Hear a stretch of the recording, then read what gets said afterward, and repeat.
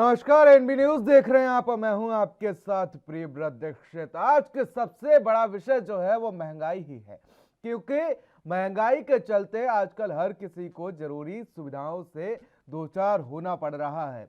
उत्तर प्रदेश सहित 5 राज्यों में चुनाव परिणाम आने के बाद एक बार फिर से महंगाई की दर बढ़ने लगी है। पेट्रोल डीजल की बढ़ती कीमतों के साथ ही देश भर में कमर्शियल एलपीजी गैस सिलेंडर भी महंगा हो चुका है। वहीं नेशनल हाईवे पर टोल टैक्स भी बढ़ा दिया गया है, यानी कि अगर आप सफर करते हैं वो भी अब महंगा हो गया है। गैस, पेट्रोल और डीजल के दाम को लेकर देश के लोग जैसा अंदेशा लगा रहे थे, बिल्कुल वैसा ही हुआ है। लोगों का यह अनुमान था कि 5 राज्यों में होने वाले विधानसभा चुनाव के बाद गैस, डीजल, पेट्रोल के दामों में वृद्धि हो सकती है, तो अब ठीक वैसा ही हुआ है। साथ ही फ्री बिजली का दावा करने वाली सरकार चुनाव के बाद 2 राज्यों में बिजली के दाम भी बढ़ा दिए गए हैं। रिजल्ट आने के बाद अब पेट्रोल डीजल के दाम प्रतिदिन बढ़ने लगे हैं। महंगाई का तड़का लोगों को लगने लगा है। लोगों का साफ कहना है कि केंद्र की भारतीय जनता पार्टी सरकार को अब ऐसा लगने लगा है कि चुनाव में महंगाई, बेरोजगारी कोई मुद्दा ही नहीं था, तो वहीं ना कोई महंगाई हुई और ना ही इसलिए सरकार बिना सोचे समझे पेट्रोल डीजल के दामों में लगातार वृद्धि कर रही है। इससे महंगाई आसमान छू रही है और लोगों के घरों का बजट बिगड़ने लगा है। केंद्र की भारतीय जनता पार्टी सरकार को लगातार पेट्रोल और डीजल के दामों में वृद्धि किए जाने का असर लोगों की जेबों पर पड़ रहा है और लोगों ने इस पर नाराजगी जाहिर की है। लोगों ने कहा कि केंद्र सरकार जब 5 राज्यों में चुनाव थे तब पेट्रोल डीजल के दाम को नहीं बढ़ने दी और जैसे ही चुनाव परिणाम आए उसके बाद से लगातार पेट्रोल डीजल के दामों में वृद्धि हो रही है और लोगों की जेब पर एक तरीके से डाका डाला जा रहा है। वहीं डीजल की कीमत में वृद्धि से महंगाई तक का भी तड़का लगता हुआ नजर आ रहा है।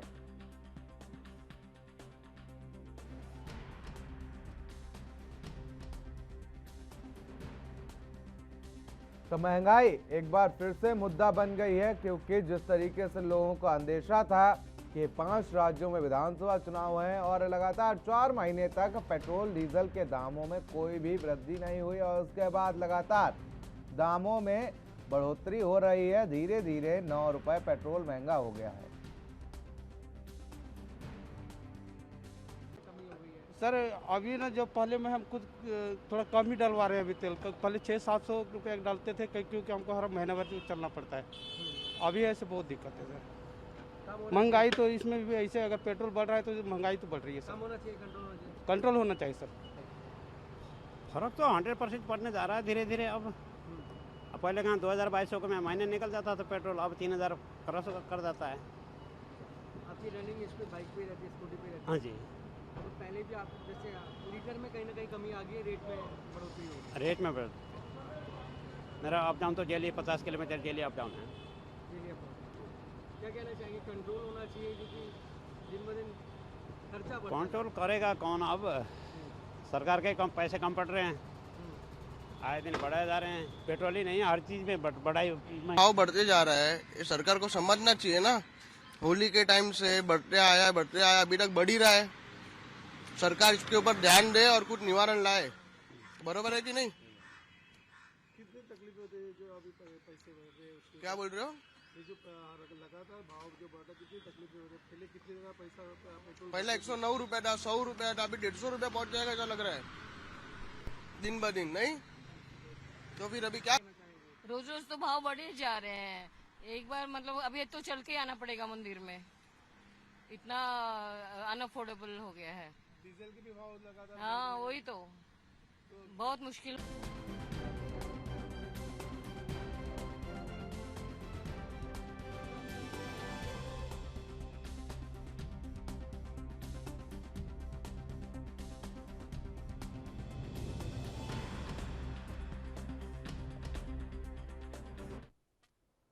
तो महंगाई की मार चुनाव के बाद एक बार फिर से लोगों की जेब पर डाका डालती हुई नजर आ रही है और लोग इससे खासा परेशान नजर आ रहे हैं। उनका कहना है कि जब तक चुनाव नहीं संपन्न हुए 5 राज्यों में, तब तक हमारी जेबों पर नहीं डाका डाला गया, महंगाई स्थिर रही और लगातार जैसे ही चुनाव संपन्न हुए वैसे ही महंगाई का विस्फोट और महाविस्फोट जनता के ऊपर टूट पड़ा, कहर बनकर टूटा है एक तरीके से, क्योंकि जनता को स्थिरता की आदत लग गई थी, क्योंकि 4 महीने तक पेट्रोल डीजल के दामों में कोई भी बढ़ोतरी नहीं हुई और उसके बाद जैसे ही चुनाव संपन्न हुआ वैसे ही धीरे धीरे करके अगर पेट्रोल की बात की जाए तो 9 रुपए पेट्रोल महंगा हो चुका है। आज इसी गंभीर विषय पर चर्चा करेंगे। हमारे साथ तमाम मेहमान मौजूद हैं। परिचय करा देते हैं आपका। आनंद संवरिया हमारे साथ बीजेपी से मौजूद है, दीपचंद राठौर हमारे साथ कांग्रेस के प्रवक्ता हैं, कांग्रेस का पक्ष रखेंगे और थोड़ी देर में हमारे साथ आरपी उपाध्याय राजनीतिक विशेषज्ञ के तौर पर जुड़ेंगे। फिलहाल आप दोनों मेहमानों का बहुत बहुत स्वागत है। आनंद सांवरिया जी, शुरुआत आपसे ही कर लेता हूं कि आखिर जनता से वादा किया गया था कि उनके साथ सरकार हमेशा खड़ी रहेगी और आखिर ये कैसा वादा निभाया जा रहा है कि जनता के जेबों पर डाका डाला जा रहा है, क्योंकि कोरोना के बाद ये महंगाई, कमर तोड़ महंगाई जिसे कहेंगे, आखिर जनता इससे कैसे निपटे?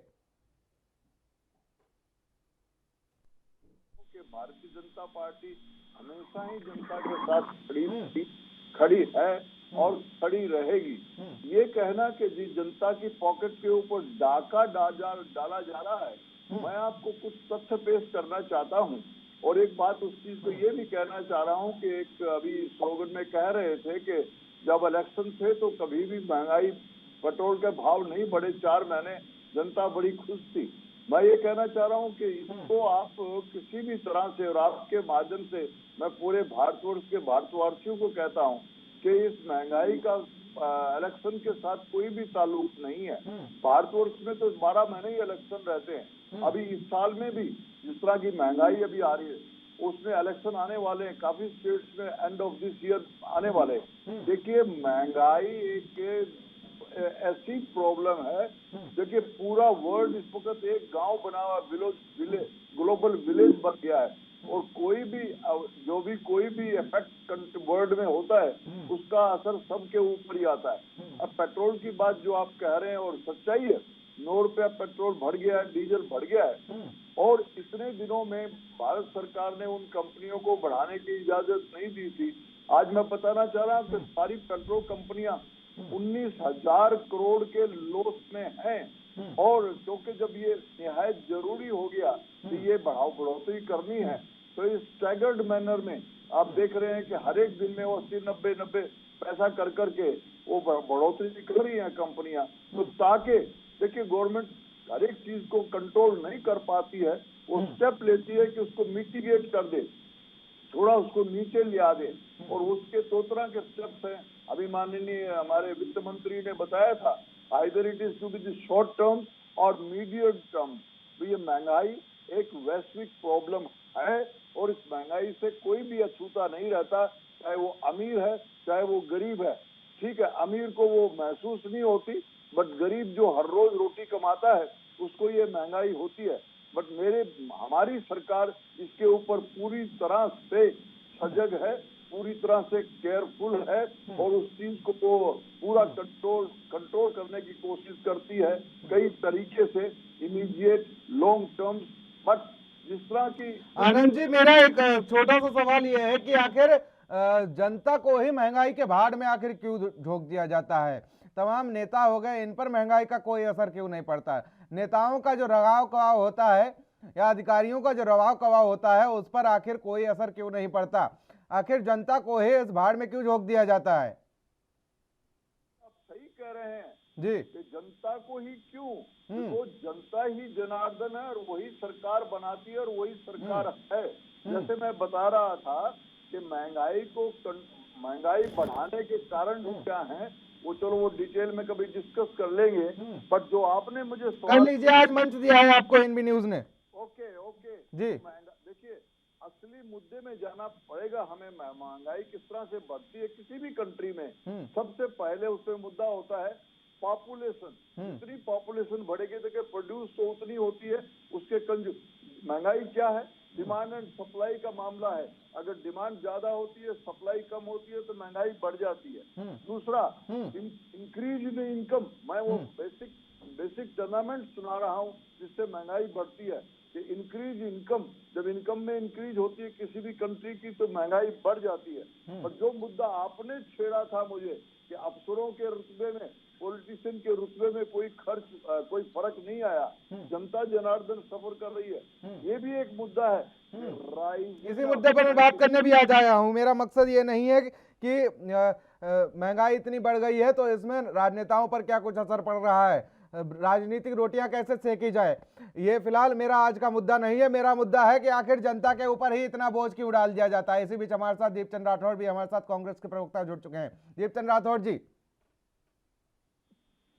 दीक्षित जी, जी मैं पहले आपको बताना चाहूंगा कि आनंद जी ने जो बात कही है, मैं ये आज जितने बड़े नेता होते हैं ना भारतीय जनता पार्टी के, उतने बड़ी बड़ी बातें करते हैं, लेकिन मैं बताना चाहूंगा कि महंगाई बहुत ही गंभीर मुद्दा है। जिस तरह से आज भारतीय जनता पार्टी अपना दामन बचाने का काम कर रही है, अपनी जिम्मेदारी से पल्ला झाड़ने का भी काम कर रही है। आज पूरा देश सस्ते में है, देश के लोग के प्रति भारतीय जनता पार्टी की कोई संवेदनशीलता नहीं है और कुछ खास कदम नहीं उठाए जाएंगे ना तो आने वाला वो दिन नहीं है। जिस तरह आज श्रीलंका को हम सपोर्ट कर रहे हैं, कहीं हमें भी कोई लोग दूसरे स्टेट वाले सपोर्ट ना करें। आज जिस तरह से अर्थव्यवस्था की बर्बादी का आलम है, जिस तरह से महंगाई की मार का आलम है, जिस तरह से पेट्रोल और डीजल के बढ़ते दाम का आलम है, और इन्होंने दवाइयों के प्रोडक्ट 400 प्रोडक्ट के दाम बढ़ा दिए। तो जनता चारों दिशाओं में ये चित्कार भरकर कह रही है कि भूख, महंगाई, गरीबी इस मुझसे कर रही है, एक होती तो नहीं पाता, तीनों मुझसे मर रही है। दीक्षित जी, आज का तो आलम ये है, चाहे 2 पहिया की बात हो, चाहे 4 पहिया से पेट्रोल गायब करने की, साथ साथ लोगों की थाली से खाना गायब करने के साथ साथ जेब से पैसा गायब करने के साथ साथ एक आदमी के चेहरे से भी भारतीय जनता पार्टी ने खुशी छीन ली है। क्योंकि एक तरफ तो आर्थिक मंदी की मार चल रही है, दूसरी तरफ कोरोना की मार चल रही है और धंधे पानी खत्म होने की मार चल रही है और महंगाई की मार चल रही है। आपको याद होगा दीक्षित जी, जब 2014 में हमारी सरकार थी तो ये आए दिन सड़क से लेकर संसद तक हल्ला बोलते थे। उस समय LPG 383 होती थी और पेट्रोल 60-70 के पार होता था। लेकिन आज देश आजाद होने के बाद भविष्य में पहली बार 100 के पार पेट्रोल चला गया है और LPG 1000 के पास चली गई है और इन्होंने आज CNG में भी दाम बढ़ा दिए। अब देखो, मैं इनसे पूछना चाहूंगा कि आज स्मृति ईरानी रोड पे क्यों नहीं बोलती, क्यों नहीं भारतीय जनता पार्टी के प्रवक्ता बात करते हैं कि भाई महंगाई कम क्यों नहीं होगी। जब हमारे राज्यसभा के सांसद ने इनसे पूछा कि शक्ति सिंह गोयल ने कि भाई इन्होंने अभी कच्चे रूस और यूक्रेन की लड़ाई का हवाला दिया था माननीय प्रधानमंत्री जी ने, तो हमने उनसे पूछा कि भाई वहां से तेल कितना आता है, तो मैं आपको बता दूं दीक्षित जी 0.6 यानी भारत का कच्चा तेल आयात करता है, उसका 1% भी रूस से नहीं आता है और यूक्रेन से तो बिल्कुल भी नहीं आता है। और मैं बता दूं रूस यूक्रेन का तो मसला ही नहीं है, क्योंकि रूस यूक्रेन का मसला होता तो 25 तारीख से युद्ध चल रहा था, 25 मार्च से नहीं 25 फरवरी से युद्ध चल रहा था, 10 मार्च को नतीजे आए तो तब तक भी बढ़ जाना चाहिए था। अगर दाम रूस यूक्रेन पर ही दाम निर्भर करते, रूस यूक्रेन से आयात पर अगर वहां पर दाम निर्भर करते तो 25 से 10 मार्च के बीच में बढ़ जाने चाहिए थे भाई। युद्ध तो तब भी चल रहा था। चलिए, आरबी उपाध्याय हमारे बीच जुड़ चुके हैं। आरबी उपाध्याय जी, बहुत बहुत स्वागत है आपका NB न्यूज पर। सबसे पहले आपसे समझना चाहूंगा कि आखिर महंगाई का जो स्तर है, जनता उससे इतनी प्रताड़ित हो चुकी है कि 2 वक्त की रोटी जुटाना मुश्किल पड़ रहा है इस वक्त। देखिए, हकीकत है, इसमें कोई दो राय नहीं है। पेट्रोल और डीजल जब बढ़ते हैं तो महंगाई बढ़ना स्वाभाविक होता है। क्यों? ट्रांसपोर्टेशन का बहुत बड़ा योगदान होता है चीजों को इधर से उधर ले जाने में, और आम आदमी की जेब पर फर्क पड़ता है। अब चाहे वो रूस यूक्रेन का बहाना हो या कच्चे तेल के दाम जिस तरीके से मार्केट में बढ़ रहे हैं क्रूड ऑयल के, अब उसमें सरकार का दायित्व होता है कि महंगाई को कंट्रोल करे, लेकिन कामों में सरकारें हाथ खड़े कर देती हैं, कहती हैं अंतर्राष्ट्रीय मार्केट का हवाला देती हैं। लेकिन जब अंतर्राष्ट्रीय मार्केट में कच्चे तेल के दाम घटते हैं तब बात नहीं मिलती। आपने देखा होगा बीच में $25-30 पर बैरल तक आ गया था क्रूड ऑयल, तो प्राइस तो कम नहीं हुए और फिर महंगाई बढ़े, मुझे कोई दिक्कत नहीं है, लेकिन आम आदमी की आमदनी भी उतनी बढ़ जानी चाहिए। सरकार ये भी सुनिश्चित करे कि भी महंगाई के रेशों में, इसीलिए कहते हैं ना टीए बढ़ेंगे, डीए बढ़ेगा तो महंगाई भत्ते की किस्त मिलेगी। बढ़ाइए महंगाई भत्ते की किस्त दे दीजिए, किसी भी तरीके से जनता को तो राहत मिले ना। मेरी आमदनी तो वही 10 रुपए है और खर्चा बढ़ता चला जा रहा है, तो मैं क्या करूं? अपने किचन में राशन में कटौती करूंगा, अपने बच्चों को पढ़ाने लिखाने में या इलाज कराने में जो खर्चा होता है उसमें कटौती करूंगा। नहीं, बच्चा अगर आपसे कुछ मांगे तो उसको ऑयल बॉन्ड की कॉपी दे दीजिए। सुबह को वो जब स्कूल जाए तो उसके बैग में ऑयल बॉन्ड की कॉपी रख दीजिए, तमाम आंकड़े रख दीजिए। आंकड़ों से पेट तो नहीं भरता ना। नहीं, बीजेपी तो यही कह रही है ना, सरकार तो यही आंकड़े, तमाम आंकड़े पेश करके और अपना पल्ला झाड़ने की कोशिश कर रही है। भूखा पेट रोटी मांगता है, बीमार दवा मांगता है, बेरोजगार रोजगार मांगता है। और कांग्रेस आंकड़े मांगती है और बीजेपी आंकड़े पेश कर देती है और जनता त्रस्त हो जाती है। देखिए, जनता भी जब महंगाई से परेशान होती है तो सत्ता बदल देती है। बहुत लंबे समय तक जनता इंतजार नहीं करती है। आज हम अपने पड़ोसी देशों में देखें, श्रीलंका में क्या हालात हैं, नेपाल में क्या हालात हैं, पाकिस्तान में क्या हालात हैं, तो वो गवर्नमेंट का फेलियर माना जाता है। और सरकार का मोह भंग, सरकार से जनता का मोह भंग होने में कोई समय नहीं लगता है। बिल्कुल नहीं। बहुत लंबे समय तक जनता बर्दाश्त नहीं करती है। तो कहीं ना कहीं सरकारों को हम चुनते इसलिए हैं दुखित कि वो हमारी जो रोज की जरूरतें हैं, जो महंगाई के कारण हम कम करते चले जा रहे हैं, तो महंगाई पर अंकुश लगाए और मेरी जो आमदनी है उसको बढ़ाने की कोशिश करें। महंगाई का असर देखिए आम आदमी पर सबसे ज्यादा होता है। पैसे वाले व्यक्ति को कोई फर्क नहीं आता, कितना भी डीजल और पेट्रोल महंगा हो जाए, लेकिन आम आदमी तो अपनी कटौती करता है ना, किचन में कटौती करता है। और किचन में कटौती का मतलब भूखा रहता है, रहेगा, इससे नकारा नहीं जा सकता। बिल्कुल बिल्कुल। और जब ये पोजीशन आ जाती है, रोटी उतनी महंगी हो जाती है, तो जनता में असंतोष होता है और असंतोष का परिणाम आप देखेंगे सत्ता परिवर्तन भी होता है। तो बहुत लंबे समय तक महंगाई को जायज ठहरा के आप जनता से सैक्रिफाइस कराएं तो संभव। बिल्कुल। चलिए आरवी उपाध्याय जी लौटेंगे आपके पास। आनंद सावरिया जी, जैसा कि आरवी उपाध्याय साहब कह रहे थे कि भूखा पेट रोटी मांगता है। देखिए, समस्याएं तो बहुत हैं, किसानों की है, गरीब जनता की है, मिडिल क्लास लोगों की है। इन सबके बीच में जो पिसता है ना, वो सबसे ज्यादा पिसता है मिडिल क्लास। आप भी मानते होंगे, क्योंकि जो रईस खानदान है उस पर, अपर क्लास है, उस पर कोई असर नहीं पड़ता भाई। उसको तो सुबह नाश्ते में सैंडविच ही चाहिए, बटर चाहिए, ठीक है। लेकिन जो गरीब आदमी है वो कहीं ना कहीं सुबह जब काम पे जाता है तो शाम की बची हुई रोटी खा के जाता है। आप भी मानते होंगे कि अगर रोटी बच गई है तो फेंकना नहीं है, अगर खराब नहीं हुई है। लेकिन वही रोटी छीनने का काम आजकल हो रहा है। आनंद सावरिया जी, देखिए प्रियव्रत जी, मैं अभी हमारे स्पेशलिस्ट गेस्ट को भी सुन रहा था और राठौर जी को भी सुन रहा था। मैं पूरे संजीदगी से, आज देखिए एक दूसरे पे प्रत्यारोपण आरोपण लगाने की मौका नहीं है। बिल्कुल मौका ही नहीं है और ना समय है, क्योंकि जनता के बारे में सोचने का काम आपका है और दीपचंद राठौर जी का काम है कि पूरी तरीके से बुनियादी मुद्दों को रखें। मैं यही कहना चाह रहा हूँ। तो सबसे पहले मैं राठौर जी ने, जब मैं इनको सुन रहा था तो मैं राठौर जी से ही पूछना चाहता हूँ कि इनकी भी शायद सरकार 1 या 2 स्टेट में रहती होगी।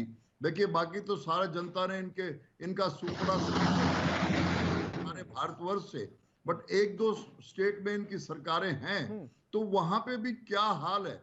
ये अपोजिशन, मैं आज राठौर जी को कहता हूं कि वो आज ये आपके चैनल के माध्यम से सुझाव पेश कीजिए कि कैसे इस महामारी, ये एक महामारी है, ये जो जैसे कोरोना महामारी था उसमें तो कुछ लोग बच भी पाए, ये जो महंगाई है ये एक बहुत ही बड़ी महामारी है। मैं उपाध्याय जी को ध्यान से सुन रहा था और वो कहते, और मैं ये स्वीकार करने में मुझे कोई भी अतियोक्ति नहीं है कि ये बहुत बड़ी प्रॉब्लम है और हमारी जितनी जनता, हमारी जो पॉपुलेशन है इस कंट्री की, उस कंट्री के लिए ये बहुत बड़ी प्रॉब्लम है। उपाध्याय जी ने अभी बताया कि महंगाई तो एक लाजमी है, बढ़ना है, उस पे अंकुश। महंगाई को बिल्कुल आप पेट्रोल डॉलर जो आइडेंटिटी शुरू हुई है युद्ध का, तो थोड़ा सा उसके बीच में योगदान रहा है। तो पेट्रोल डॉलर फिनोमेना थी। कैसे रहा है आनंद सावरिया जी? 25 फरवरी से युद्ध चल रहा है, 10 मार्च को नतीजे आ गए, तब तक कोई परिवर्तन नहीं हुआ। उसके बाद अभी अगर बात की जाए तो 15 दिनों में 9 रुपए बढ़ गई। ये मुझे युद्ध की थोड़ी सी रणनीति समझ में नहीं आ रही। मैं प्रियवर्तन जी वही कह रहा हूँ कि युद्ध का जो उसमें हिस्सा रहा है वो नेग्लिजिबल रहा है। बिल्कुल नेग्लिजिबल रहा है, तो कम से कम आपने कबूल किया, अच्छी बात है। लेकिन काफी प्रवक्ता आपके तो मानने को तैयार नहीं है। चलिए दीपचंद राठौर जी के रुख कर लेते हैं। दीपचंद राठौर जी, आप पर तमाम आरोप लग गए, लेकिन इसी बीच जब कुछ प्रदेशों में टैक्स कम किया गया था पेट्रोल पर, तो भूपेश बघेल सरकार ने मना कर दिया था कि हम नहीं कम करेंगे, और तमाम बहाने करते हुए नजर आए थे। और शायद 122 रुपए में है। अगर बात की जाए राजस्थान में गहलोत सरकार में पेट्रोल जो है वो 122 रुपए मिल रहा है। क्या नहीं लगता कि टैक्स कम कर दिया जाए तो वहां पर भी थोड़ी राहत मिल जाए जनता को? मैं बताना चाहूंगा, जिस तरह भी आनंद जी ने बात कही है कि जब अंतर्राष्ट्रीय कीमतें कम थी तो इन्होंने पेट्रोल पे और डीजल पे कम से कम 24 लाख करोड़ रुपए वसूला और खर्च भी आज तक नहीं किया। और दूसरी बात, अभी अंतर्राष्ट्रीय की कीमतों की हवाला देते मैं बता दूं, जब हमारे मनमोहन सिंह की सरकार थी तो 130 रुपए डॉलर प्रति बैरल था, तो उस टाइम 60 रुपए पेट्रोल था। लेकिन मैं आपको 90 रुपए पहुंचा था आपके राज्य में जब बीजेपी प्रदर्शन कर रही थी, और आज आप प्रदर्शन कर रहे हैं। बात तो सुनो, मेरी बात सुनो जी, सुनाइए। मैं आपको बताऊंगा कि बढ़ेगा ये डीजल पेट्रोल रेट और बढ़ेगा, तो उसके भी हिमाचल और गुजरात के चुनाव तक बढ़ेगा। ये सरकार की जर्सी है उस चुनावी हार से। और कांग्रेस से हिमाचल प्रदेश को जब उपचुनाव हारे थे तो कैसे इन्होंने शपथ लिया, 5 राज्यों के चुनाव से पहले एक्साइज ड्यूटी कम की और अपने राज्यों को कहा कि वेट कम कीजिए। और मैं आपको बताना चाहूंगा कि इन लोग खुद की इनकी रेट है कि ग्रामीण क्षेत्र में इन्होंने 24 रुपए प्रति दिन के रखे और शहरी क्षेत्र में 32 रुपए प्रति दिन के रखे। जो कमाई जो करता है वो क्या 1000 रुपया सिलेंडर ले पाएगा? मैं पहला सवाल तो मैं आनंद जी से पूछना चाहूंगा। दूसरा, लोकतंत्र के अंदर जो सबसे सर्वोच्च सदन है, राज्यसभा हो चाहे लोकसभा हो, सब विपक्ष एक होकर हमारे नेताओं ने मांग की कि महंगाई बेरोजगारी पर चर्चा हो, तो इन्होंने आदमी दिखी थी, इन्होंने 12 बजे तक सदन नहीं चलने दिया और सदन को स्थगित किया। फिर जब 2 बजे तक सदन स्थगित किया, उसके बाद जब चर्चा की बात हुई तो इन्होंने फिर भी 2 बजे के बाद इन्होंने सदन को नहीं चलने दिया। तो फिर अब विपक्ष क्या करेगा? विपक्ष के पास तो एक ही मुद्दा, सड़क से लेकर सड़क पर ही उतरेगा, क्योंकि जिस तरह 2014 का मुझे चलिए आरोप तरोप का दौर तो लगता ही रहेगा, लेकिन इसी भी समस्या का समाधान क्या निकलेगा कि आखिर जनता को ही भाड़ में झोंका जाएगा क्या महंगाई के? क्या राजनेताओं का फर्ज नहीं बनता कि वो भी थोड़ा बहुत, ज्यादा नहीं तो दिखावा ही कर दे कम से कम कि हाँ भैया हमारे ऊपर भी महंगाई का कहर टूटा है, कोरोना के बाद हम भी त्रस्त हैं। आरवी उपाध्याय साहब, कि अगर नेताजी जा रहे हैं दिल्ली राज्यसभा का हिस्सा बनने, लोकसभा का हिस्सा बनने, तो रास्ते में अगर कोई 5 स्टार नहीं 7 स्टार होटल पड़ेगा तभी वो खाना खाएंगे। और जनता अगर किसी होटल में गई है, किसी ढाबे में गई है, कोई एक मिडिल क्लास व्यक्ति ने सोचा कि आज हम ढाबे पे खाना खाएंगे, और बीच में उसे याद आ गया कि अरे रुको भैया, गाड़ी में तेल भरवाना है, कल टंकी फुल करानी है, और तेल का दाम बढ़ गया, तो चलो मटर पनीर का प्लान कैंसिल, आज हम दाल खा के ही काम चला लेंगे। नेताजी 7 से 5 स्टार पे नहीं आएंगे, लेकिन गरीब जनता का हाल यह है कि अगर उसे कुछ याद आ जाता है कि हमारा खर्चा इतना है, तो मटर पनीर से दाल खाने में मजबूर हो जाता है। उपाध्याय साहब, ऐसा नहीं जानते हैं, और जाने भी क्यों? 4 बार एमएलए रह लिए तो 4 पेंशन मिलेंगी। बिल्कुल, सरकारी कर्मचारी की पेंशन बंद कर दो, मुफ्त यात्रा, भत्ता, अपनी सैलरी। देखिए, अपनी सैलरी जब चाहे जब बढ़ा लें। मुझे बता दें कौन सा मैकेनिज्म है कि मैं अपनी सैलरी खुद तय करूं। एक तरफ कहते हैं हम जनता के सेवक हैं, और जनता का सेवक या जनता का नौकर अपनी सैलरी खुद तय कर लेता है। उपाध्याय साहब, इस बात पे हंसी आती है थोड़ी कि इस बार यूपी के विधानसभा में कुछ ऐसे एमएलए भी हैं जो जिनकी जितनी महीने की पेंशन होगी उतनी तो आम आदमी की सालाना इनकम नहीं होगी। मैं उसी बात पे आ रहा था जी कि देखिए, एक तरफ आप जनता के नौकर और जनता के सेवक बनने का नाटक करते हैं और बेशर्मी की हद देखिए कि अपनी सैलरी आप खुद बढ़ा लेंगे, 4-4 पेंशन लेंगे। तो महंगाई क्या सिर्फ जनप्रतिनिधियों के लिए बढ़ती है? देखिए, जनता के लिए भी उतनी बढ़ती है। अगर आप 4 पेंशन लेते हैं तो जनता का भी हक है कि जो सरकारी कर्मचारी है उसको 1 पेंशन तो दे दें। लेकिन विडंबना है इस देश की कि जो जनप्रतिनिधि हैं उनके लिए कानून अलग है। और मैं नहीं कह रहा, महाराष्ट्र में तो एक नेता ने सार्वजनिक मंच से कहा, बिल्कुल जनता के बीच में कहा कि हमारे लिए कोई कानून नहीं होता, संविधान सिर्फ जनता के लिए होता, हमारे लिए कोई संविधान नहीं होता। तो ये पराकाष्ठा है। और जनता, देखिए आज भी मैं बता रहा हूँ, आप देखेंगे जितने व्यंग लिखे जाएंगे नेताओं के ऊपर लिखे जाएंगे। नेता एक हंसी का पर्याय बन गया है, व्यवस्था का मजाक बन गया है। आप देखिए, केस भी होगा तो उस पर इंक्वायरी नहीं होगी, इंक्वायरी होगी तो वो 10 साल केस उनका फाइनली नहीं होगा। और भ्रष्टाचार की बात सब करते हैं कि लेकिन आरटीआई के दायरे में कोई पॉलिटिकल पार्टी नहीं आएगी। जब पारदर्शिता की बात होती है, ईमानदार की पारदर्शिता आप चाहते हैं तो आना चाहिए कि भी कहाँ से फंड आया, कितना फंड आया। और 2 करोड़ की लिमिट है, 20 करोड़ आप खर्च करते हैं, कहाँ से खर्च करते हैं? यानी काला धन। और उसके बाद पेंशन की इच्छा रखते हैं, 20 करोड़ खर्च करने के बाद पेंशन की इच्छा रखते हैं। तो राजनीति का व्यवसायीकरण हो गया। दूसरे शब्दों में मैं कहूँ तो व्यवसाय में क्या होता है कि भाई हम सत्ता में नहीं है, दूसरा दल सत्ता में, दल बदल लो। तो व्यापार अपना मंदा चल रहा है तो अपना व्यापार तो चमकाना है, तो दूसरी पार्टी में जाके चमका लेंगे। तो ये जो जनता है वो देख रही है और जनता का मोह भंग हो रहा है। मैं नहीं कह रहा हूँ, ये संसद में कहा गया, संसद के पटल पर है कि भी हमारी जो विश्वसनीयता है वो खतरे में है। तो कहीं न कहीं जनप्रतिनिधियों को अपनी विश्वसनीयता बनाए रखने के लिए सैक्रिफाइस करना होगा और जनता के बीच जाके बताना होगा कि देखिए मैंने अपनी पेंशन बंद कर दी। अच्छी बात है, पंजाब ने शुरू किया है, वहाँ एक कानून बना रहे हैं, नहीं एक ही पेंशन मिलेगी। काबिल तारीफ है। तो और भी जो राजनीतिक दल हैं, हमारे कांग्रेस के मित्र हैं, वे ये भी पहल करें, ये भी आगे आकर बोले हैं कि भी हम पेंशन बंद कर रहे हैं, हम तो एक ही पेंशन लेंगे। और क्यों पेंशन लेंगे? अरे 60 साल की नौकरी के बाद पेंशन मिलती है। आप 5 साल में क्या जनता की सेवा के लिए आए थे? कोई नौकरी नहीं कर रहे थे आप चाहते हैं, 5 पुस्तों की व्यवस्था भी कर जाते हैं और 5 साल में पेंशन भी हथियाना चाहते हैं उपाध्याय साहब। तो 5 साल की आप जनता सेवा का और इतना बड़ा परिश्रमक लेते हैं कि आपके वेतन भत्ते और वो यात्रा व्यय और वो सारी चीजें जोड़ दी जाए और जनता से कैसे भी सेक्रीफाइस करें। चलिए, जनता से क्या चाहते हैं आप? जनता से वोट चाहते हैं ना उपाध्याय साहब, जनता से वोट। रोटी खाता है कुछ की कम करना चाहते हैं। चलिए उपाध्याय साहब, लौटेंगे आपके पास। आनंद सावरिया हमारे साथ इसी बीच बने हुए हैं। आनंद सावरिया साहब, नेताजी ने कोरोना काल में बहुत संघर्ष किया, मैं मानता हूं। नेताजी गए अस्पताल में 6 केले बांटने, 60 लोगों की फौज के साथ, 3 करोड़ की मर्सिडीज पे 6 केले बांटने गए, 6000 रुपए अपने गाने बाने फूंक दिए, 600 रुपए केले लेके गए, 3 करोड़ की मर्सिडीज पे। कहां से ये धर्म है? कहां से ये, अगर बात की जाए तो कहां से ये सेवा भाव है?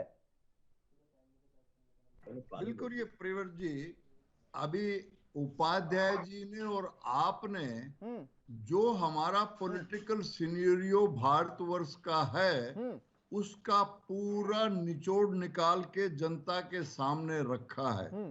ये परिपाटी जब से भारतवर्ष आजाद हुआ है और जब से इतने सालों तक वो पार्टी जो काबिज रही अपनी सत्ता के ऊपर, हमारी पार्टी का जो वक्तव्य है अंत्योदय हमारा, मैं उपाध्याय जी से बिल्कुल सहमत हूं। ये सब चीजें बिल्कुल गलत हैं, लेकिन जो परिपाटी बन चुकी है उसको धीरे धीरे खत्म करना पड़ेगा। और अब देखिए, जो लोग एमपी का इलेक्शन हार गए और पिछले इतने सालों से सरकार के मकान पे कब्जे पे लेके उठे हुए हैं और अब हमारी सरकार ने उन एमपीज का, जो मिनिस्टर नहीं रहे, एमपी नहीं रहे, उनको इविक्शन ऑर्डर दे करके उनका सामान बाहर निकालने की कोशिश की है। ये सिर्फ एनडीए की सरकार मोदी जी के नेतृत्व में ही कर सकती है। जितनी मैंने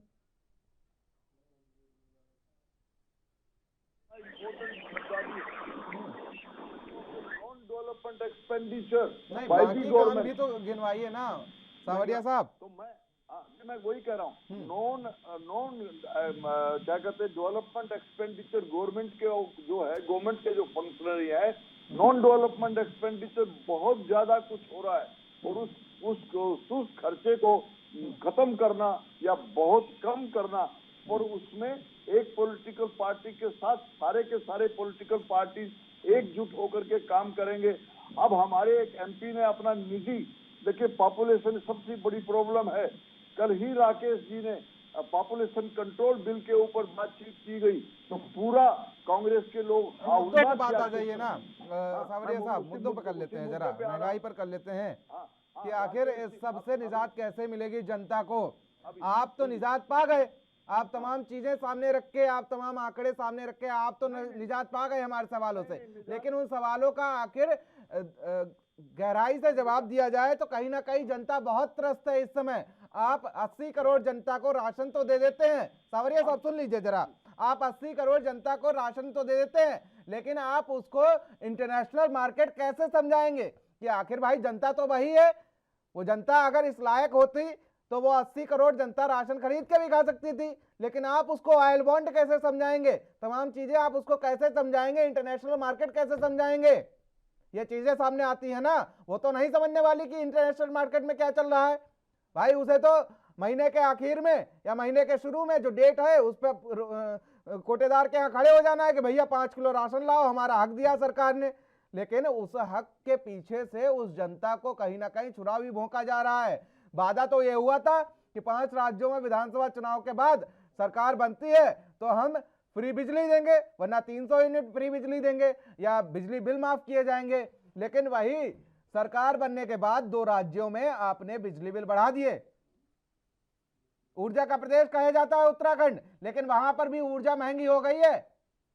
देखिए प्रिवर जी, मैं ये कहना चाह रहा हूँ, आपका जो स्टेटमेंट है वो बिल्कुल, मैं उससे भाग नहीं रहा।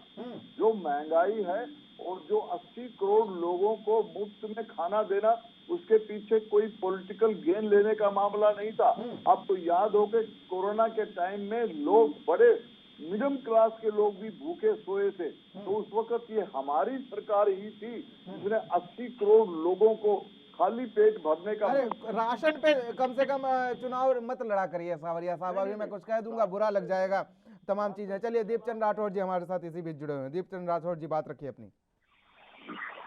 दीक्षित जी, पहले तो मैं बड़े भाई साहब आनंद जी को बता दूं, जो राशन की आप बात कर रहे हो बार बार, ये तो सरकार का संसाधन है। पहली बात तो ये जनता का हक है, ये तो आप फ्री में नहीं दे रहे हो, आप टैक्स वसूल करके जो उनको वापिस कर रहे हो। दूसरी बात, अगर कोई योजना चल रही है तो देश में महंगाई के द्वारा जनधन लूटन योजना चल रही है।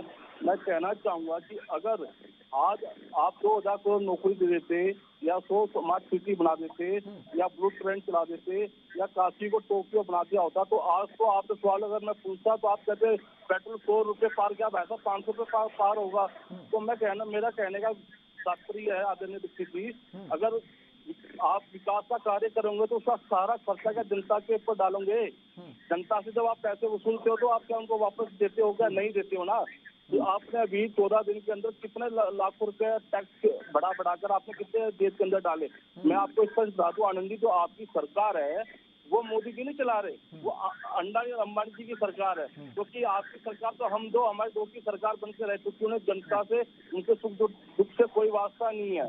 लेकिन मुझे कहीं ना कहीं बहुत अफसोस के साथ कहना पड़ रहा है कि 2014 के अंदर जिस तरह लोगों ने मोदी जी पर विश्वास करा था कि चलो हम कांग्रेस पार्टी में आज कुछ हम जनता को महंगाई लगी, हमें जनता ने नकारा, तो हम जनता के विवेक और फैसले का आदर करते हैं। लेकिन आज जो महंगाई है, महंगाई की मार है, जिस तरह से आज देश के हालात कर दिए मोदी जी ने, मुझे अफसोस होता है कि आदित्य दीक्षित आने वाला समय कहीं हमें श्रीलंका की कगार की ओर तो नहीं ले जा रहा है, क्योंकि ये जो राजनीति करते हैं, ये धर्म की राजनीति करते हैं और ये फूट की राजनीति करते हैं, हिंदू मुसलमान की राजनीति चलिए करते चलिए हैं। वो चीजें बाद में, राठौर साहब वो चीजें बाद में, आज मुद्दा महंगाई है। सवारी साहब हाँ तो मेरा बता रहा हूँ ना, बिल्कुल और महंगाई बिल्कुल के ऊपर देखो विपक्ष ने माननीय राहुल जी ने और प्रियंका जी ने हल्ला बोल रखा, पूरे जहाँ जहाँ हमारी मतलब पूरे देश के अंदर कांग्रेस पार्टी हल्ला बोल रही है, कोई विपक्ष क्यों नहीं बोल रहा है? क्योंकि जनता का सुख दर्द अगर किसी का अगर बांटती है तो है कांग्रेस पार्टी। ये कहीं ना कहीं जनता को भी समझना पड़ेगा। मैं बोलना चाहूंगा कि एक बात है, कोई उम्मीद भर नजर नहीं आती, कोई सूरत नजर नहीं आती। पहले आती थी मोदी जी के झूठे वादों पे हंसी, अब किसी बात पर नहीं आती। ये भारतीय जनता पार्टी का दोहरा चरित्र है।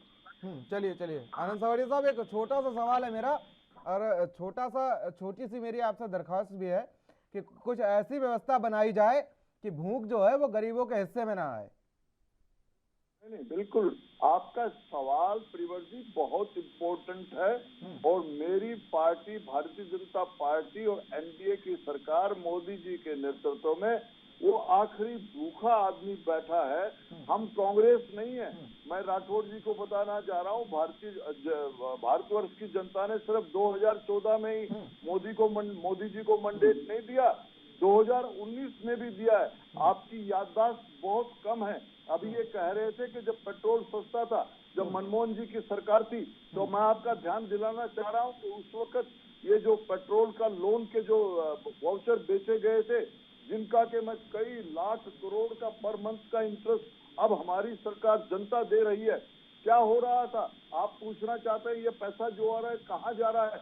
राठौर जी नहीं, मुझे लेखा जोखा नहीं चाहिए ना, मुझे लेखा जोखा चाहिए ना कांग्रेस को लेखा जोखा चाहिए। मुझे धरातल पर काम चाहिए कि आखिर गरीब जो है वो पेट पकड़ के ना सोना पड़े, उसे पानी पीकर अपनी भूख ना मिटानी पड़े, सिर्फ प्यास मिटानी पड़े पानी पीकर। चलिए ये चीजें हम समझना चाहेंगे आरपी उपाध्याय साहब से। देखिए, भूखे के पास अगर अन्न नहीं है तो पानी पी के सोएगा। और एक हिंदी में कहावत है, जिसकी ना फटी बेवाई वो क्या जाने पीर पराई। तो भूख क्या होती है?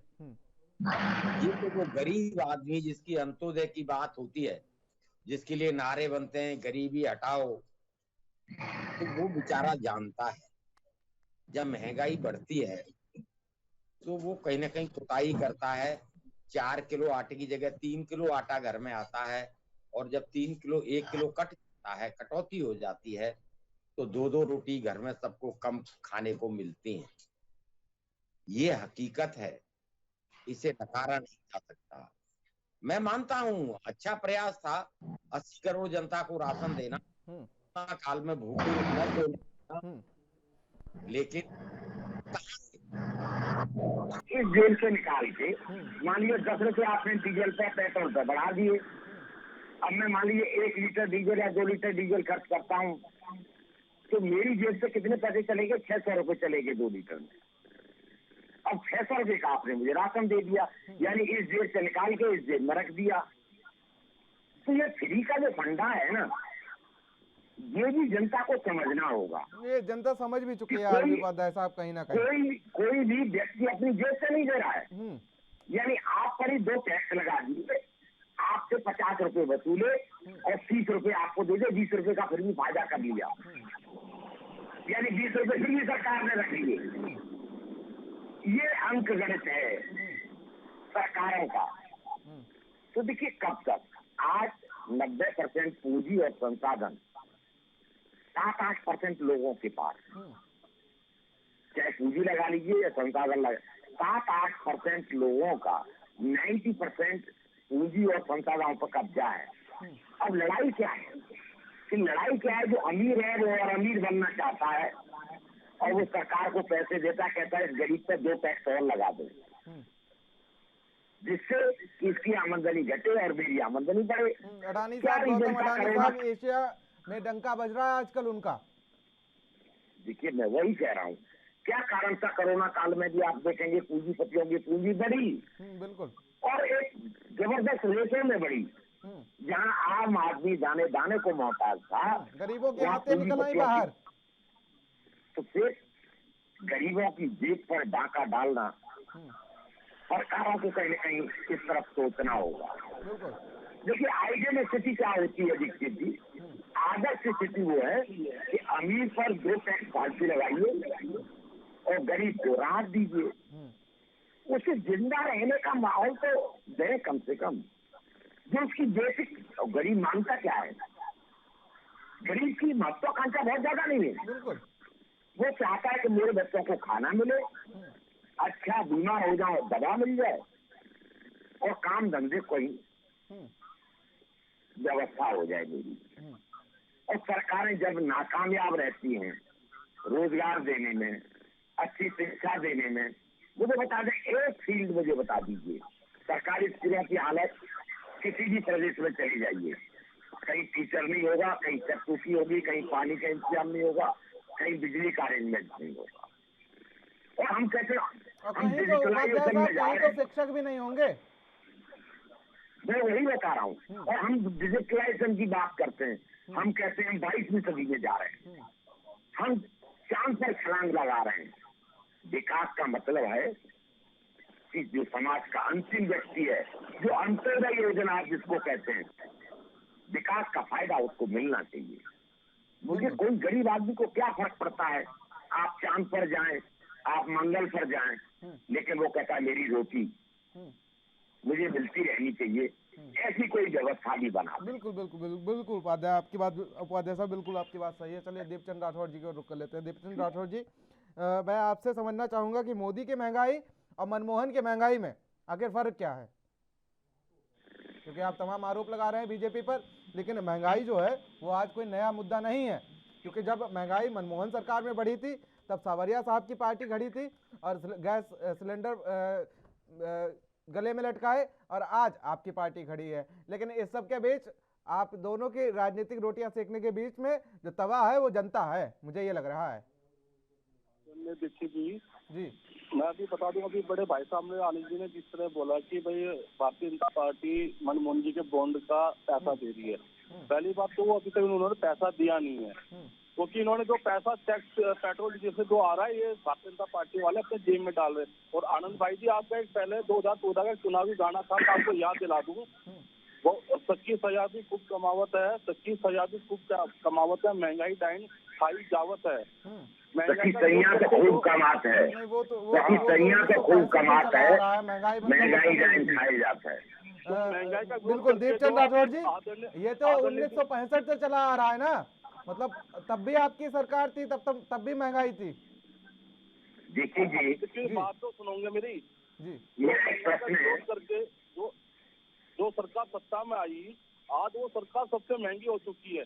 आप कांग्रेस का दौर उठा के देख लीजिए, जब हम यूपीए का दौर था जब उत्पाद शुल्क 9 रुपए ले रहे थे और बीजेपी वाले आप 33 रुपए ले रहे हैं, ये कांग्रेस से फर्क है। और कांग्रेस पार्टी और भारतीय जनता पार्टी का रात दिन का आसमान का फर्क मैं बताना चाहूंगा। भारतीय जनता पार्टी का सिर्फ ध्यान सत्ता सियासत, हिंदू मुस्लिम कराने में, मंदिर मस्जिद की राजनीति में और उलझना करने में। इनको जब आज ये महंगाई इनको आज डायन अप्सरा क्यों दिखाई दे रही है, आनंद जी आप मुझे बताएंगे आप? क्योंकि आज आप सरकार में इस तरह आप वो 2014 का समय याद करिए, आप किस तरह भारतीय जनता पार्टी वाले रोज सिलेंडर और गले में लेकर सड़क से लेकर संसद तक आप हमला बोलते थे।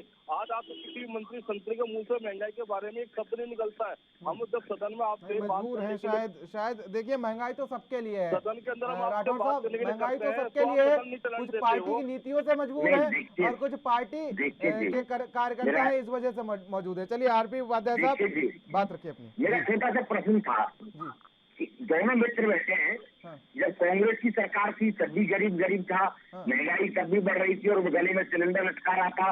अब बीजेपी की सरकार आ गई तब भी वही जनता गले में सिलेंडर और महंगाई से त्रस्त हो रही है। तो दोनों मित्र बताएं कि इससे कब छुटकारा मिलेगा? क्या जनता सिर्फ इसीलिए बनी है कि वो गले में सिलेंडर लटका के खड़ी रहे? चलिए सबसे पहले चलिए जी बिल्कुल। आनंद सावरिया साहब पहले अपनी बात रखिए, फिर दीपचंद राठौर जी जवाब देंगे। सावरिया साहब, मैं सबसे पहले तो राठौर जी को बताना चाह रहा हूँ, ये कह रहे हैं कि हिंदू मुसलमान करके ये राजनीति करते हैं। राठौर जी 1947 में जब भारतवर्ष का बंटवारा आपने किया भारतवर्ष, इस महान भारत के दो टुकड़े कर दिए, उस वक्त कौन किसने हिंदू मुस्लिम किया था, ये बातें छोड़िए। चलिए, मैंने उनको ही मना किया था, लेकिन आपको भी अब मना कर रहा हूँ, ठीक है। दीपचंद राठौर जी, हिंदू मुस्लिम का आज विषय नहीं है, डिबेट होगी तो आपको आमंत्रित जरूर किया जाएगा, लेकिन आज जो मुद्दा है महंगाई, और उपाध्याय साहब ने पूछा कि आखिर इन सबसे बीच, महंगाई के बीच में जब कांग्रेस की सरकार थी तब भी जनता पिस रही थी और आज भी जनता पिस रही है, इसका जवाब दीजिए पहले। उपाध्याय जी ने बड़ा पर्टिनेंट क्वेश्चन पूछा है कि देखिए, महंगाई का सबके ऊपर चुभन होती है, लेकिन अमीर को फरीद होता नहीं, गरीब जो भूखा बैठता है उसको होता है। मैं उपाध्याय जी आपकी चैनल के माध्यम से बताना चाह रहा हूँ कि 2014 से पहले के गरीब और 2014 गरीबी है हमारे यहाँ, कोई दो राय नहीं है इसमें। किसने सोचा था कि मेरा जो गांव एंड में खड़ा हुआ है वो कभी बिजली की लाइट भी देख पाएगा? किसने सोचा था कि एक औरत जो फूंक मार मार के चूल्हा जला करके अपनी आंख ओढ़ती थी, वो गैस के सिलेंडर पे भी लड़ पाएगी? कैसी बात करते हैं सावरिया साहब, अभी कुछ कह दूंगा आपको बुरा लग जाएगा और फिर मुझे कांग्रेस वाले प्रवक्ता साहब के पास जाना पड़ेगा। किसने सोचा था कि वो जो लेडी जो बाथरूम जाने के, नहीं मैं सच्चाई, आप क्रिटिसाइज कीजिए मुझे, उसको तथ्यों को इनकार करिए। किसने सोचा था प्रियवर जी, जो औरत रात का अंधेरे का इंतजार करती थी? आज ये मुद्दा नहीं है, बट मैं गरीबी के डिफरेंस की बात बताना चाह रहा हूँ कि कितना। देखिए, हमारे देश में जब तक के पॉपुलेशन कंट्रोल नहीं होगा, 140 करोड़ को देखभाल करना, आज मेरे भारतवर्ष में 400 करोड़ का एक्सपोर्ट हुआ है उपाध्याय जी, 400 करोड़ का एक्सपोर्ट हुआ है। और एक्सपोर्ट क्या था? लोकल प्रोडक्ट्स जो थे। चलिए, आपकी बात का जवाब मैं दे देता हूँ। चलिए आनंद सावरी साहब, आप जिस तरीके से कह रहे हैं कि गरीबों के यहाँ हमने बिजली पहुंचाई, एक योजना चली थी प्रधानमंत्री सौभाग्य योजना, तारीफ करता हूँ आपकी उस योजना को लेकर, और साथ ही दूसरी योजना चली थी प्रधानमंत्री उज्ज्वला योजना। दोनों योजना आपने चलाई थी ना, दोनों योजना तारीफ काबिल थी, लेकिन तब तक जब तक गरीबों की जेब पर डाका नहीं डाला गया। सौभाग्य योजना में आपने गरीबों को फ्री कनेक्शन बांट दिए, उसके बाद बिजली बिल, वो एक बल्ब जलाते हैं उसका भी 500-600 रुपए आता है, केरोसिन यूज करते हैं तो 10-20 रुपए या 50-100 रुपए में निपट जाते, ठीक है। लेकिन जो एक बल्ब वो जलाते हैं उसका भी बिल आता है 400 से 500 रुपए, नहीं जमा कर पाते हैं, पेनल्टी लगती है, कनेक्शन नहीं काटा जाता है कि जब तक आप बिल नहीं जमा करेंगे तब तक आपका कनेक्शन नहीं काटा जाएगा, फिर उस पर ब्याज, पेनल्टी और सब गरीबों के आते निकाल ली जाती हैं एक तरीके से, ठीक है। दूसरी योजना हो गई आपकी उज्ज्वला योजना, जिसपे आप फूल रहे हैं, आपकी पार्टी फूल रही है, ठीक है। उस सिलेंडर जो आपने दे दिया उस पर ना ही सब्सिडी दी जाती है, मानते हैं आप इस बात को? नहीं मानते हैं? 1000-1100 रुपए से आजकल नीचे सिलेंडर नहीं आता है और एक महीने नहीं चल पाता होगा। कहां से जनता वो 1000-1100 रुपए लाए? आपने उसको सपना दिखा दिया कि 800 रुपए में सिलेंडर दिया जाएगा, लेकिन उसके बाद 1000-1100 रुपए में सिलेंडर आता है, ठीक है। वो सिलेंडर और उस जो गैस चूल्हा दिया था आपने, दोनों में जंगाल लग गई, जंक लग गया, ठीक है। दोनों बातें मैंने क्लियर कर दी आपकी। मैं फिर आपको मुझे 30 सेकंड दीजिएगा जी, बिल्कुल। देखिए, एक प्रोसेस इनिशिएशन करने की बात है।